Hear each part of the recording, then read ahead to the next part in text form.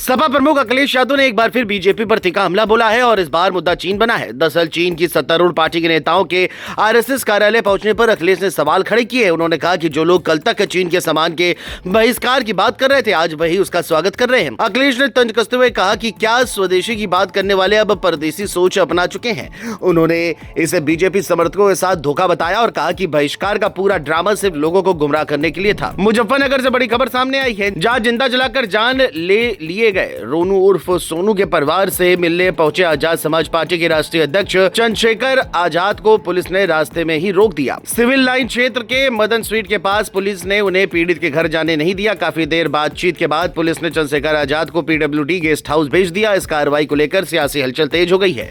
मुजफ्फरनगर से लोकमंच के लिए अंकित कुमार की रिपोर्ट। संभल से बड़ी खबर सामने आई है, जहां संभल बवाल के दौरान किशोर आलम को गोली लगने के मामले में अदालत ने सख्त रुख अपनाया है। सीजीएम कोर्ट ने पूर्व सीओ अनुज चौधरी, पूर्व कोतवाल अनुज तोमर समेत 15 से 16 पुलिसकर्मियों के खिलाफ एफआईआर दर्ज करने के आदेश दिए हैं। आरोप है कि हिंसा के दौरान आलम पर गोली चली और उसकी जान ले ली गई जैसी स्थिति बन गई। आलम के पिता यामीन की याचिका पर कोर्ट ने कोतवाली पुलिस को जांच के निर्देश दिए हैं। संभल से लोकमंच के लिए रामवृष यादव की रिपोर्ट। बादा में पीठाधीश्वर धीरेन्द्र शास्त्री की हनुमंत कथा को लेकर माहौल पूरी तरह भक्तिमय हो गया। तैयारियां अब अंतिम दौर में है और आस्था का बड़ा संगम होने जा रहा है। 15 जनवरी को भव्य कलश यात्रा निकलेगी, जबकि 16 जनवरी से 20 जनवरी तक विशाल हनुमान कथा का आयोजन होगा। मवई बाईपास पर 100 बीघे में भव्य पंडाल तैयार किया गया है। आयोजकों का दावा है कि लाखों श्रद्धालु कथा श्रवण के लिए पहुंचेंगे। बांदा से लोकमंच के लिए साकेत अवस्थी की रिपोर्ट। प्रतापगढ़ से एक बड़ी घटना सामने आई है, जहां कोतवाल देहात के फुलबारी गांव में एक नर्सिंग ऑफिसर ने तमंचे से खुद की जान ले ली। गोली की आवाज सुनकर परिजन घबरा गए और युवक को मेडिकल कॉलेज ले जाया गया,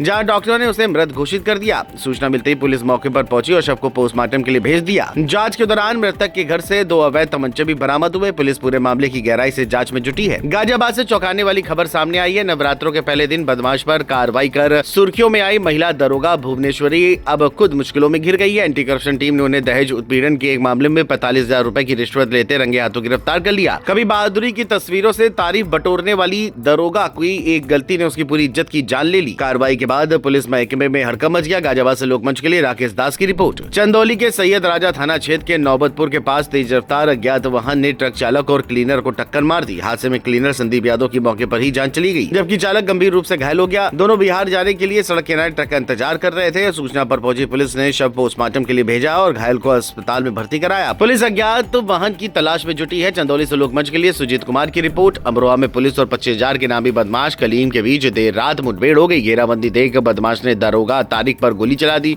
जिसके जवाब में पुलिस की कार्रवाई से उसके पैर में गोली लगी और उसे दबोच लिया गया। आरोपी से तमंचा और कारतूस बरामद हुए हैं। पुलिस के सामने बदमाश हाथ जोड़कर माफी मांगता दिखा। आरोपी पर आरोप है कि उसने सिविल जज के पेशकार राशिद हुसैन की बेरहमी से जान ले ली थी। अमरोहा से लोकमंच के लिए इकबाल अंसारी की रिपोर्ट। झांसी के सीपरी बाजार में लोहड़ी का पर्व इस बार खास अंदाज में मनाया गया। शादी के बाद गुरजोत सिंह भुसारी और रबजोत कौर की पहली लोहड़ी होने के कारण पूरे इलाके में उत्सव का माहौल दिखा। पारंपरिक गीतों पर भांगड़ा हुआ। लोहड़ी की अग्नि जलाकर तिल, गुड़ और रेवड़ी अर्पित की गई। परिवारजनों और गणमान्य लोगों ने नवविवाहित जोड़े को आशीर्वाद दिया। देर रात तक खुशियों का सिलसिला चलता रहा। झांसी से लोकमंच के लिए खुशबू मिश्रा की रिपोर्ट। संभल से बड़ी कार्रवाई की खबर सामने आई है। बिचौली गांव में 27 बीघा सरकारी जमीन पर हुए अवैध कब्जे को हटाने के लिए प्रशासन सख्त एक्शन मोड में नजर आया। राजस्व विभाग की टीम 2 बुलडोजर लेकर मौके पहुंची और जमीन की पैमाइश शुरू कराई गई।